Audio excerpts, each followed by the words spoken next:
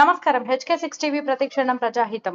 అక్రమంగా మొరం తరలింపు పట్టించుకొని అధికారులు ఎవరికి చెప్పుకోవాలో అర్థం కాని పరిస్థితుల్లో ప్రజలు కామారెడ్డి జిల్లా మండల కేంద్రంలోని షాబ్దీపూర్ గ్రామంలో అక్రమంగా మొరం తవ్వకాలు చేపట్టారు. దీనిపై అధికారులు ఎటువంటి స్పందన ఇవ్వడం లేదు. నూతనంగా వచ్చిన కలెక్టర్ సార్ కూడా దీనిపై స్పందించకపోవడం ఆశ్చర్యంగా మారింది. తక్షణమే మొరం తవ్వకాలకు సంబంధించిన వారిపై చట్టరీత్యా చర్య తీసుకోవాలని కలెక్టర్ ను ప్రజలు కోరుచున్నారు.